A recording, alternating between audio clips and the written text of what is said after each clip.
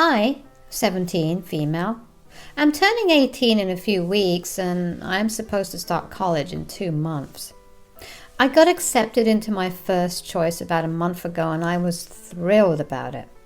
They have a great microbiology program, which is what I'm interested in.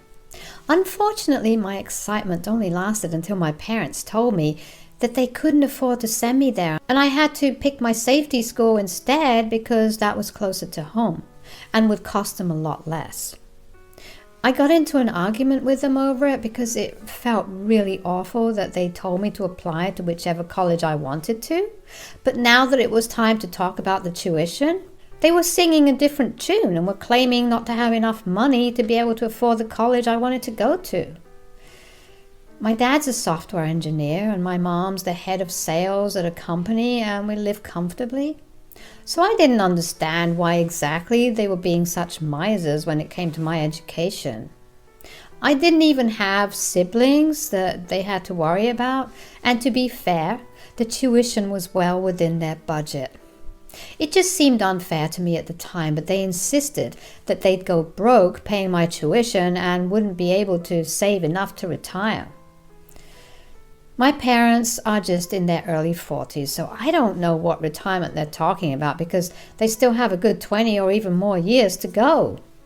I argued with them over this for several days and I tried everything from anger to begging and even bargaining because I said that if they funded my education at the college of my choice, then I'd pay the full amount back to them eventually and they wouldn't have to suffer any losses. They didn't give a damn and instead told me to start looking into student loans instead of wasting my time by arguing with them or simply give up and go to my safety school instead. I wasn't too keen on the idea of taking a loan because of the risk involved, but after arguing for about a week, I realized that my parents were determined not to give me the money for some reason, and fighting for it would be futile. So I could either go to my safety school and give up on my dream college, or else I could take out a loan and then end up with a ton of debt like so many others, and both the possibilities seemed super bleak to me. I kept researching loans and their pros and cons, and I also applied for a scholarship, but I didn't give up hope. I did give up talking to my parents after our fight, though, because they were being selfish and I just couldn't bring myself to forgive them for it. My parents and I have always had a strained relationship at best because both of them were working individuals and were the kind of people who brought their work home with them. It was mostly my grandparents, my dad's parents, my mom's parents passed away before I was born, looking after me and taking care of me while I was a child, and once I was old enough to be home by myself, they'd leave me alone for hours while they were out for work. Even when they came back home, they weren't particularly interested in me and would only do the bare minimum. They talked to me at meals sometimes and asked me about school and my friends, but I could always tell they weren't interested, and I wouldn't try to talk to them either because it just seemed pointless. I'm going to be blunt and just say it. To me, my parents were nothing more than people who paid for things that I needed and would let me live with them. It sounds harsh and makes me seem like a total selfish brat, but you can't really blame me because it was my parents who never really bothered to make an emotional bond with me. And as a kid, I tried to get their attention and win them over, but I never could, so I gave up trying after a while since it was clearly pointless. As long as I had a roof over my head, clothes to wear, and food to eat, I was good. They'd sent me to a decent school, I had good grades, and now I wanted to go to a reputed college so I could land a well-paying job after it. They were going to pay for it because I knew they had that sort of money and that was the way it was supposed to be. That's the way it has always been. I didn't expect my parents to shower me with love and affection or even tell me that they were proud of me because of what I'd achieved, but I did expect them to fund my education at the very least because that's the one area where they hadn't let me down yet. But unfortunately, now they'd failed as parents there as well. I'm not saying this because they refused to pay for my education, but because about 2 weeks ago I found out that they were paying for my cousin's education instead. My dad has an older brother and they have a son who's the same age as I am. He's starting college around the same time, and we do have a couple of friends in common. One of these common friends sent me a picture that my cousin had posted, a picture with my parents who were smiling broadly while hugging him. In the caption of that picture, he thanked my parents for agreeing to sponsor his education and pushing him to chase after his dreams. My cousin had probably blocked me at my parents' request since I couldn't see his profile at all. I hadn't even noticed because he and I weren't close. My friend wasn't aware of my situation and had just sent that screenshot to me to tell me how kind and generous my parents were. She had no clue that they were also really horrible and were putting their own daughter's dreams and ambitions aside just to be able to fuel someone else's. On one hand, they claimed that they couldn't afford to send me to the college of my choice, but they had absolutely no issues sponsoring my cousin's education. And he was attending a college that was a lot more expensive than mine, so the things they told me just didn't add up at all. It also made no sense that his father wasn't paying for his tuition because my uncle was a high school teacher at a private school and made enough money to be able to provide for his son. Or at least I think he does, because judging by their house, they don't live too shabbily, and I'm sure they can afford it if they want to. His mom's not in the picture anymore, but they do co-parent him, and she's a journalist as far as I know. So it's definitely not about the money for them. My parents weren't at home when I found out, as usual, and I wanted to confront them about it, but I was so pissed off that I decided to go to my grandparents first instead. I share a good relationship with my grandparents, but I hadn't told them anything about what I was going through because my grandma was kind of sick and I didn't want to be a burden on them.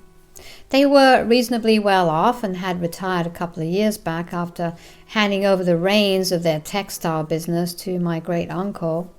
It had been the three of them running the business earlier, but my grandparents chose to retire once they hit 60. My great uncle was still in his mid-50s and had no intention of retiring for a while since he had no family and only wanted to work and travel. All of them still earned well from the business they'd set up together. But my parents had never relied on them for money and had taught me never to take money from them either. I never needed to anyway, so I was okay with it and didn't question it back then. My grandparents had always been very kind to me and had made me feel loved, which was a nice change of pace from the kind of treatment I was used to at my parents' place, so I'd visit them frequently in the past. Unfortunately, about a year ago, my grandmother was diagnosed with Parkinson's, and then it became kind of difficult for her to do the things she always used to do. So I stopped visiting as much as I used to because, like I already said, I didn't want to be a burden on them. This time, though, I couldn't just sit back and take this sort of bullcrap from my parents and my cousin because it was very obvious that they'd all teamed up against me for some reason. They were sabotaging my chances of going to the college I wanted to on purpose, or at least that's what it looked like to me, and I couldn't just let that happen to me. So I headed over to my grandparents' place within an hour of finding out, and they welcomed me quite happily. I'd gone back to visit them after almost 2 months, and seeing them again made me regret not keeping in touch with them, because both of them looked like they'd missed having me around. They looked thrilled to have me back, and that felt reassuring, so without wasting much time, I told them about what I'd found out. Even while narrating what had happened to them, I could feel the anger surging because it was all just so unfair. My cousin's grades weren't even as good as mine, and yet for some reason they'd chosen to sponsor him over their own daughter, and they'd even tried to cover it up. So had it not been for that one friend of mine, I might never have found out about their lies at all, and they would have been totally fine with it as well. After I was done telling my grandparents what had happened, they comforted me because I'd started crying while telling them about what I'd been going through. Both of them looked grim and just told me to go home, pack my clothes and any other important belongings, and then come back here. I was puzzled at their instructions, but honestly, I was sick of living in a house where I wouldn't speak to my parents and they wouldn't speak to me either, so I agreed without another word. At least earlier, my parents would try to talk to me, even if it was meaningless small talk. But now that was all over, and we just pretended that we were invisible to one another, which is awful. So I went back home, got my things, came back to my grandparents' place where they told me that my tuition would be taken care of by them and that I had nothing to worry about. I didn't understand what they'd done at the time, but I was just relieved that they'd found out a way to cover the expenses, because I really would have been devastated had I not been able to attend the college of my choice. I was worried about my grandparents' financial state though, because they were both retired. And since my grandmother would have to go to the hospital for medical checkups quite frequently, the hospital bills were bound to be quite high. I didn't want to cause them unnecessary trouble in any way, so I offered to work my way through and they'd only need to cover half of my expenses. That way, but they laughed it off and dismissed it, saying that they had enough money and that I didn't need to worry about them. I wanted to know how exactly they'd pay for everything when they were retired, but I didn't want to push any further and I didn't ask more. I hadn't told my parents anything before I left, so I had expected to hear from them when they found out that I wasn't at home. So I had indeed been expecting a call from them once they'd come back home from work, and just as I'd predicted, they reached out to me a little after dinner time. I'll be honest, I'd expected them to be upset with me because I'd left without telling them anything, and I'd wanted them to be worried for me. It's petty and makes me sound like an attention seeker, but I just really wanted them to call me out of concern and ask me about my whereabouts so I could finally tell them off about what kind of horrible parents they'd been to me, and then they'd finally feel sorry about what they'd done.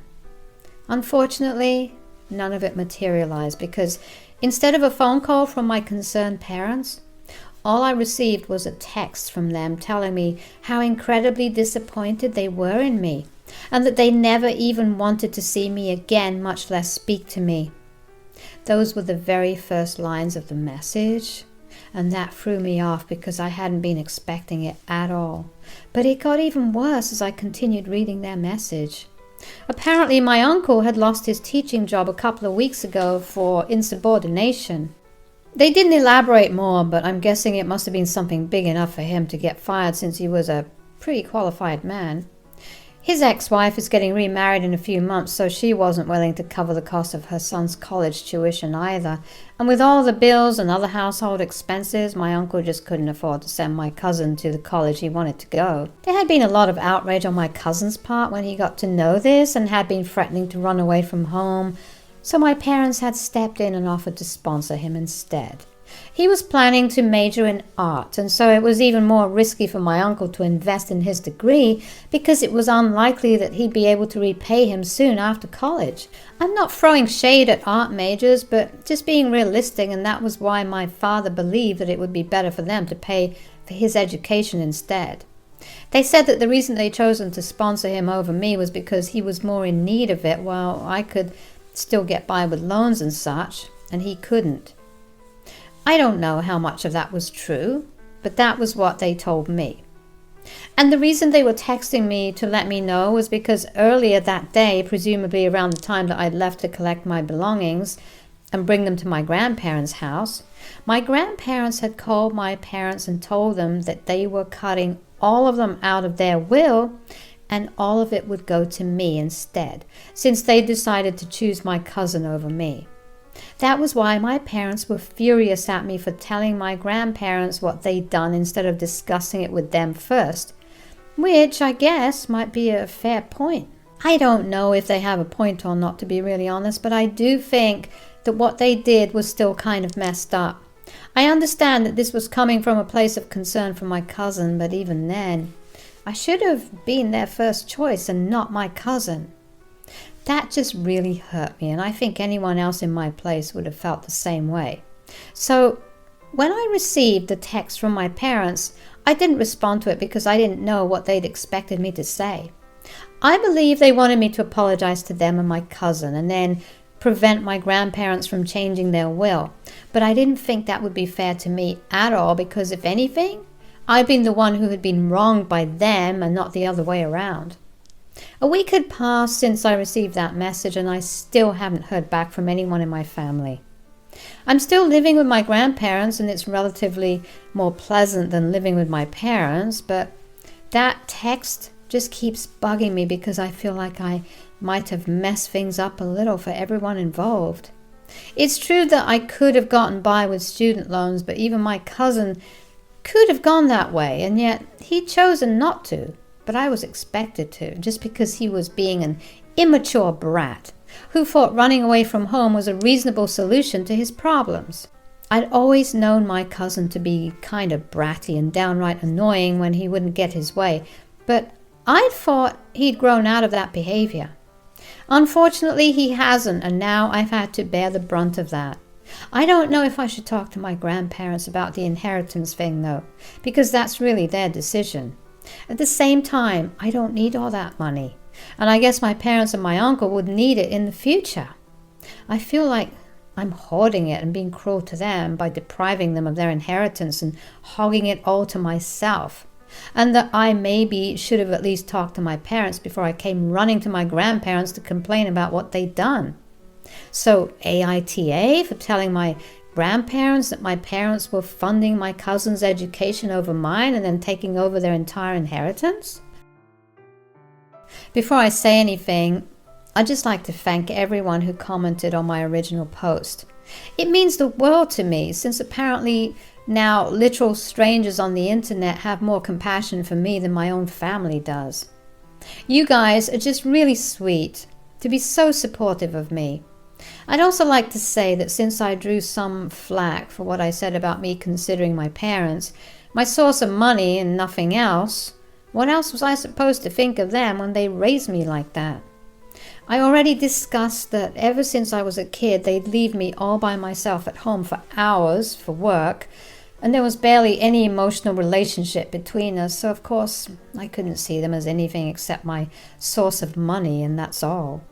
And of course I still expected them to be concerned about me and worried about me when I left, because they're still my parents, and despite everything I still want some affect and validation from them, like literally any other kid does. I've had a complicated childhood, and I don't expect everyone to understand my feelings or be empathetic towards me.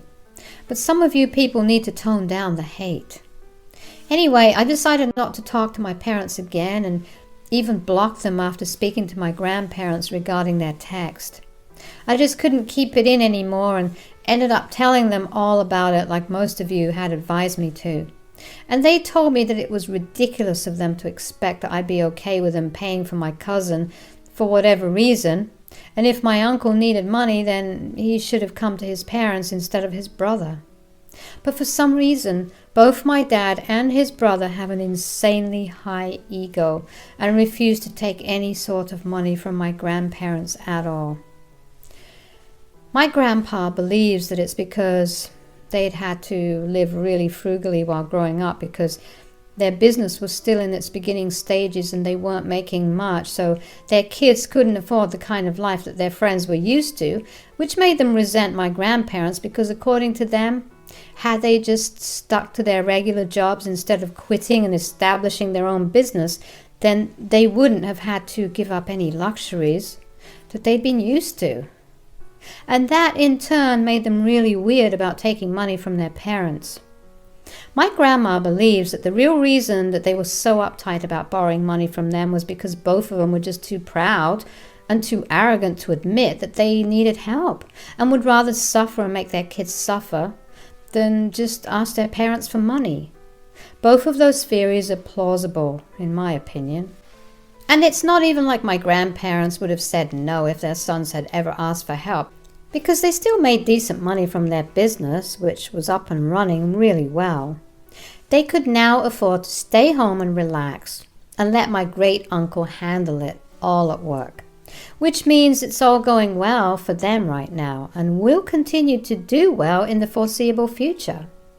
They just have no real excuse as to why they picked my cousin over me, and that's the bottom line. It's been almost 2 weeks since I moved out of my parents' house. And today, after 2 whole weeks, my parents finally showed up at my grandparents' place and demanded that I come back with them.